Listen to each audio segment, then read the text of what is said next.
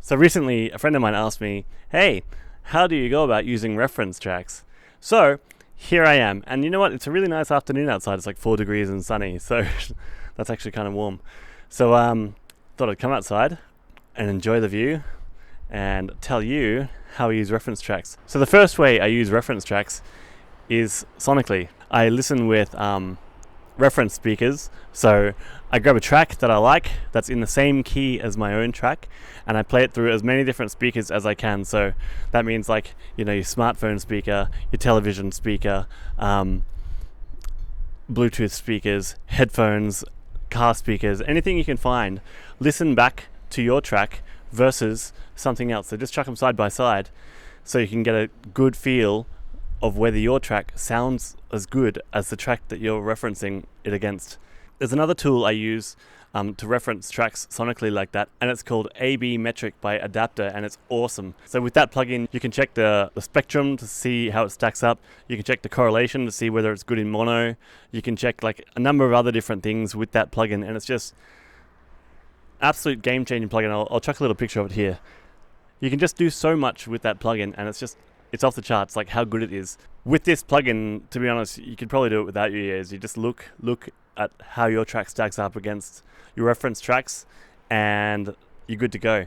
The second way I use reference tracks is for arrangement. So load up a reference track into your own project, and already, without doing too much, you can usually see like where the kick drum is, because that's the big part of the waveform, right? You can see where the breakdowns are.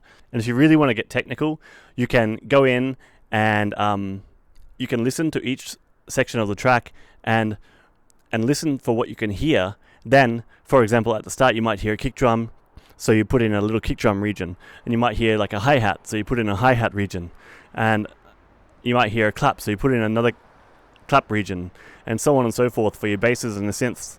So yeah, if you have your 8-bar loop or whatever, you just break it down and you start populating the different regions with your 8-bar loop. And if you need to add more, you add more as needed, right? That's also a really good way to study arrangements.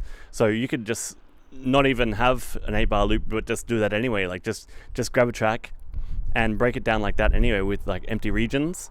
And once it's populated with your own instruments, it's already going to be awesome. So the third way I use reference tracks is for when I'm really struggling to come up with ideas. So fresh ideas. We've all been there. We've all had, and we've all continue to have creative blocks where you just can't think of anything, or you get into the studio and you're just pulling blanks, right? So frustrating. But if you get a favorite track of yours, doesn't matter what key it's in or anything, you just grab it and literally just try to copy it as best you can.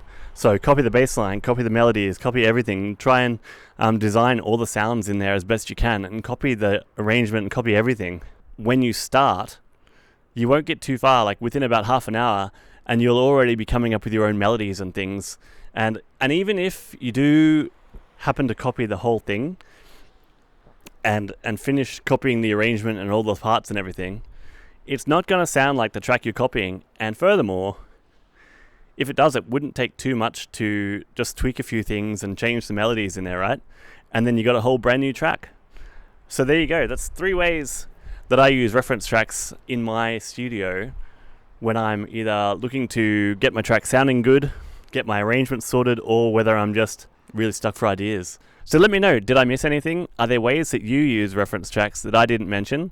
Let us know in the comments, because I would love to know. Like, I'm always so happy to grow and learn new things. By the way, if you're still here, chuck us a like, don't forget to subscribe, and I hope you have a great day. Peace. Thanks so much for watching.